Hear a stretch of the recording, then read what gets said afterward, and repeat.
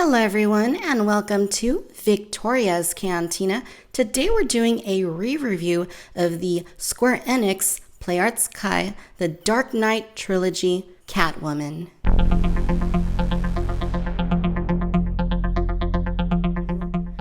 So you guys might be wondering, why would you do a re-review, Victoria, of something you've already reviewed here on the channel?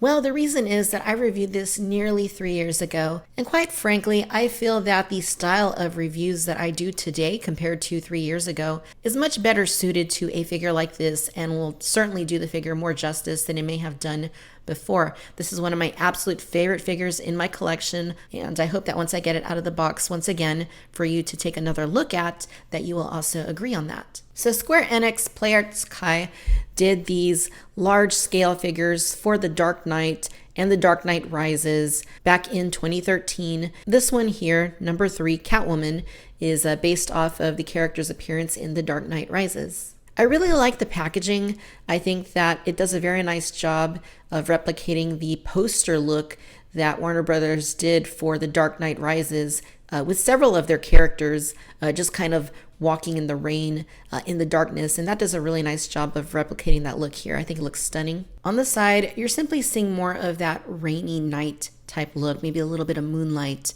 there on the right side of the center. Opposite side shows the Dark Knight Trilogy logo, and then it says PlayArts Kai action figure. At the back, we get a very good look at the action figure in a few different poses, kind of just shows you what you can do with her. And then a look there at the Joker, which was another offering in this line that I also reviewed back in 2013. Here at the bottom, you can see all the little good information and details that you tend to get there. And all in Japanese, of course. And it says Square Enix, and your barcodes right there. Interestingly, there's 2 of them. One says Jan code, the other one says UPC code. Not quite sure what the difference might be between the 2. Then both the top and the bottom of the flap on the front have Velcro so that you can see the inside of the box. And you get a really nice look at the figure inside. Of course, there's a lot of plastic there. There's a couple layers, so you're not going to see the figure very clearly until you get it out of the actual packaging. But I really like how they did the meow little spray painted bat there on the bottom. I think that looks very fun. You know, frankly, it's just really cool. And I've always thought that the details inside the packaging are also really, really cool. Basically, it says number 3, Catwoman. Days of despair return with the ascent of a new villain. 8 years have passed since Batman disappeared. The city once filled with darkness is now a thing of the past. Gotham City eradicated organized crime and transformed into a peaceful metropolis thanks to the enforcement of the Dent Act. However, Selina Kyle's warning that there's a storm coming and Bane's attack on the stock market begins a torrent of destruction, followed by despair and suffering. A hurricane of strife is building with the Batman in the center. Below that, a capricious cat, a devilish thief. She is the one behind the mask of Catwoman, a cunning burglar who appeared on the streets of Gotham City. As slinky as a cat and armed with powerful kicks, she steals jewels and money from the rich and affluent. However, she has a personal philosophy not to steal from common people, even rescuing a needy boy from being persecuted. On one hand, Selina Kyle intrudes on the cloistered Bruce Wayne and snatches his mother's pearls, a precious memento, but on the other, she warns him about the impending attack of a new enemy. What are the true desires hidden behind her fickle actions? I think this is just really greatly written. And I'm going to go ahead and get Selina out of the packaging. Really excited to get her out once again. I haven't handled this figure in at least a couple years maybe. So I'm pretty eager to get her out of the box once again and see what she's like. I'm going to give you a thorough review of this magnificently done figure. Alright you guys, and now I have Catwoman out of the box, and it's really cool to see her once again. Square Enix did a very nice job replicating her look from the film. It's imperfect, but there are some very nice aspects of this figure, and I happen to think that it is their best offering from their Dark Knight Trilogy line of characters. Definitely the most realistic looking one, and it is a tall figure. As you can see here, it measures in at about 8.5 inches, so it's a big one. It looks and feels very much like a doll because of its size. And not a lot of people are really down with that size. It is pretty big. If you like larger scale action figures though, I think you're going to like this quite a bit. As you can see, Selina has a very nice physique. Her outfit looks great. Her proportions look quite great. Perhaps a little bit exaggerated in certain spots, but nonetheless, she looks fantastic. As you can see, she's wearing high heels. She has a very nicely toned costume. It's black, but it looks like it has sprays over it just to kind of highlight a little bit more of the costume. The hair looks great. And she does come with an alternate head and a couple of pairs of interchangeable hands. Going to give you a close-up here of Selina's face. And again, it just looks very, very nice. It's not a perfect likeness, but this really does look like Anne Hathaway. I gotta say that it really does. Not to mention the skin tone is very nice. She's light, but she is a light-skinned actress. And there's a little bit of shadowing and highlighting. You can see around her forehead. There's a little bit of blush on her cheeks. The lips are a very nice rosy red color, just like they were in the film. And her eye mask that she's wearing looks very nice. It doesn't come off. And the alternate head has a mask on it too, so unfortunately you're not going to get to see what she looks like without the mask. Give you a close-up here of the eyes, and you can see that they're nicely painted. There is a little bit of sloppiness around the eyes, like if you look underneath them, there's like some brown splotchiness. And I guess that's from when they were applying the makeup maybe to her eyes. Like you can see there's a little bit of eyeshadowing and eyeliner as well as mascara. So maybe that's what that is, but you can see there's a little bit of messiness. Not to mention there's a little bit of paint slop right there underneath her mask on the right side. It's not too bad. All in all, this is painted pretty well. The eyes are pretty lifelike and the lips are very clean. So I think that by and large, this does look very, very good. You can also see on the top of her head, she's got her goggles, and I think that they look quite nice. The band, of course, goes all the way to the back of her head and extends to the other side. The hair is very nice too. It's basically this translucent brown, but as you can see, it's sculpted very nicely. Lots of good texture in here. You can see that the hair gets a little bit lighter down here at the tips, as it would in real life, of course, since the hair up here is going to be thicker. And I think that's a very nice touch. And all in all, it just looks really good in terms of likeness. Rest of the costume is very close to what she wore in the film.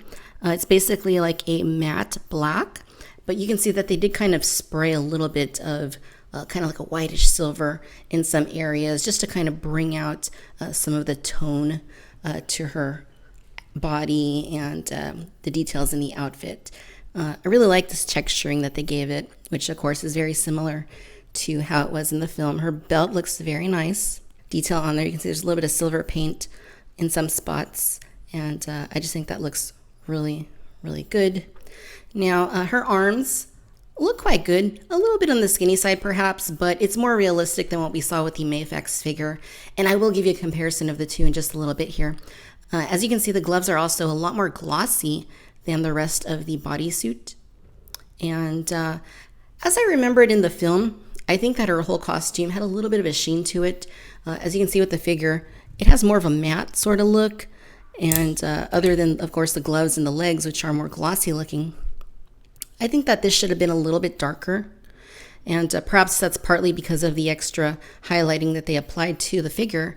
But, I mean, by and large, it's really good. It just seems like it should have been a little bit darker. But I can kind of understand. I mean, the whole costume is black, so of course they wanted to kind of mix it up a little bit and just kind of spotlight certain areas of the costume. The hands look quite nice. You can see that they're textured as well. She's got her gloves on. And on the back side, she looks quite good. Nice sculpt work. This piece back here is a separate sculpted piece from the legs. So it does have a little bit of a strange aesthetic, but I mean, it's not too bad. I mean, if you just look at it like that, it looks pretty good. And, you know, I understand why they did that because, you know, if you move the legs, you know, the backside stays looking fairly natural. So I actually quite like that a good bit, despite the fact that it looks a little bit weird. The rest of her legs are very nice. She's got those really high thigh-high boots. And again, more of a glossy sort of coloration to them. You can see that there's a little bit more gray highlighting that's painted there at the back and here in the back of her calves. Nice texturing here. It's a little bit different of a texture from the rest of the bodysuit, but it does look quite good still. And the boots, again, more of that silvery paint here at the front. Her heels look very nice. These are basically blades in the film. They're kind of a little bit serrated, but it's not too obvious. And the heels themselves are kind of like a aluminum sort of coloration, I would say. And despite the fact that she wears heels, she isn't extremely hard to stand. I mean, you kind of do got to play with her a little bit in order to find that balance. But it's not too bad. I mean, you can get it to work. You just kind of got to play with it. Now, I did notice that on my figure here in the knee area, there's some spots like in here where you can see there's like, I guess, some extra gray paint. And it's on both knees. You can kind of see it in here too. And I guess maybe that's like overspray. Here's some more of it right there. I don't know. I think it would have looked better if it didn't have that. Now, in the way of articulation, Selina has a ball joint here at the head. And you can see that she gets a decent range of movement. It goes side to side. And the hair does kind of get in the way. So, I mean, if you were to make her look down a little bit, you could kind of, rotate it like that. But, it doesn't look quite as natural. She has ball joints at both of these shoulders. And very nice range of movement with them. Very good clearance here around the shoulder area. She's got swivels at both of her biceps, which are a little bit tight, but they do work. She's got ball hinging at both of the elbows and very good movement there as well. The hands are also on ball joints, and you can move them around a good bit.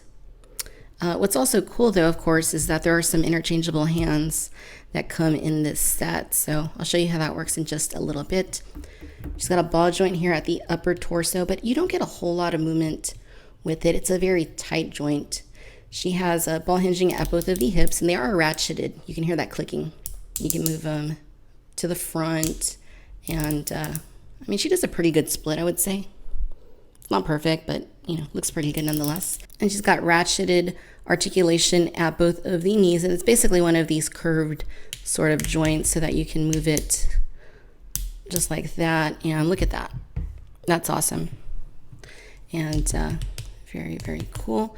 And then at the ankles, she actually does have ball hinges right there. And they actually move independently from the rest of the foot. You can move her feet around, and depending on how tight the shoe is gripping that joint at the ankle, it can move independent from it, which is a little bit hard to get her to pose because of that reason. But I find that it's doable. It's just a little bit annoying that, if you want to move the whole thing, you kind of just got to grab that joint very tightly in order to get it to swivel around. All in all, it's a very nicely articulated figure. So I mentioned the alternate head, and this is basically what it is. It's a goggles down version of the head, and just like the regular head that comes on Selina, it's very nicely done, very nicely painted. The goggles in the downward position look great. A little bit of blue paint on either end, which I think looks very nice. And the hair, as you can see, is just blowing in the wind, which is pretty dynamic looking. And just like the other hair piece, you can see that it's lighter here toward the ends, which again is realistic and a very nice touch. I really, really like the way that looks. Now, another cool feature here is that you can actually remove the hair from the head. And if you wanted to, you could take the head that comes on there already, pull that off, and you're going to see that it's actually the hair piece that's connected to the ball joint in the neck. So just take that out. And if we want to test that out, let's go ahead and take the body, and we'll go ahead and put the windy looking hair. I'll just snap it there onto the ball joint. Then we can take the regular Selina head and put it on there. So it's the same head, but now we have her with the more windy looking hair, just like that. So that's really fun. I love having the option to do that, interchangeable heads and interchangeable hair. And of course, we can put the goggles down head on there, which looks quite great as well. Really like the way that looks. And if you didn't want to do that, you wanted to have just neutral hair with the goggles down, well, of course you could do that. You just need to pop in the hair. It's in the neutral position. And then you take the goggles down head and just place it there like that. And I just think that that's really cool. Again, I really like having options when it comes to my action figures in terms of how I'm going to display them. And the way that they did this is really just brilliant engineering. And it's just really cool that you can do that. I think that The figure looks very nice. And just giving her the option to have an extra head and extra hair really lends itself to some good playability. Not that this is a kid's figure per se. I mean, it's definitely something geared more towards an adult, but nonetheless, love those options. And then we have the interchangeable hands. You get 3 hands. You get these 2 open hands, and then you get an extra right hand that is in a trigger position so that she can fire the little gun accessory that she comes with. I think it's very nice that she comes with a gun, and the gun itself is pretty simple. I mean, it's basically just a matte black, very basic design, nothing unique or crazy about it, but it fits in that hand very well. You just take it like that and see that her finger will go right on the trigger. So that's very cool. Now you guys know that I hate changing hands out, but I'm going to do it. I'm going to go ahead and do it. I'm always afraid that I'm going to break the figure. And you guys know what my track record has been with that. So go ahead and put this one on there. Is it in? Nope, it's not in. So daunting. Yay, it's in. And basically she just holds her gun like that. And I mean, that's cool. I mean, she needs to have some sort of a weapon, in my opinion, or something. And even if it's just a little pistol like that, I think it's pretty sufficient. And finally, you also get a parts tree that has quite a few little plastic parts. There's also a base right here. Basically, you're supposed to assemble your own display base. I haven't gotten around to doing that, as you can see. And it just has a bunch of small little parts and stuff. And basically things that are easy to get lost. So then a couple of screws right here in the bag. So I might work at assembling that. I just haven't bothered to do it quite yet because it looks like it's pretty involved. All right, you guys, and as promised, here's a comparison of the Play Arts Kyle Catwoman along with the Mafex 6-inch Catwoman. Other than the obvious, the size difference, I still feel that the Play Arts Kai version is just a spectacular looking figure. As you know, if you watched my Mafex review of Catwoman, I was very let down with that figure, had some serious issues with it, and not to mention the fact that she looks very lanky, very unrealistic, and on the contrary, the Play Arts version has a pretty natural appearance about her, in my opinion. She does look pretty realistic, and overall the aesthetics I think are just way better. Even just looking at the heads close up, you can certainly see that the Mafex one is seriously lacking. Play Arts version just looks so much better, and yeah, stay away from the Mafex version. All right, ladies and gentlemen, so there you have it. This is a re-review of the Square Enix Play Arts Kai, The Dark Knight Rises 8.5-inch Catwoman figure. All in all, you guys, I am very pleased with this figure. It's nice to go back and look at it again, and I really feel that it's an absolutely stunning figure, one of my favorite pieces in my collection. And if you're a fan of the Dark Knight trilogy or the Catwoman character, especially the excellent portrayal by Anne Hathaway, then you're definitely going to want to check this one out. The likeness is absolutely astounding.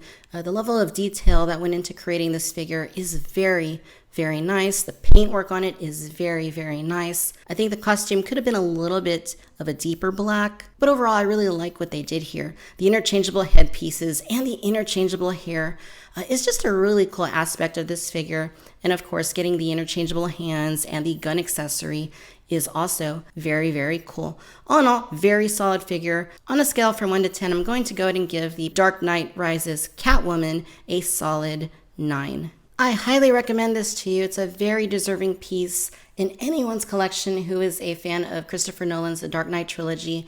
And I'm so happy to have this in my collection. It's a phenomenal piece. And once again, I just can't help but reiterate that it is one of my favorite pieces in my collection. Absolutely love it. Alright, my friends, if you enjoyed this video, then I do encourage you to please like and subscribe. Let me know what you think about the Square Enix Play Arts Kai, The Dark Knight Rises Catwoman figure, down in the comments, whether or not you think this is something you might be interested in picking up. Be sure and follow me on Facebook and Twitter for the latest news and updates. And as always, I do want to thank you for watching Victoria's Cantina. Till next time, my friends. Bye-bye.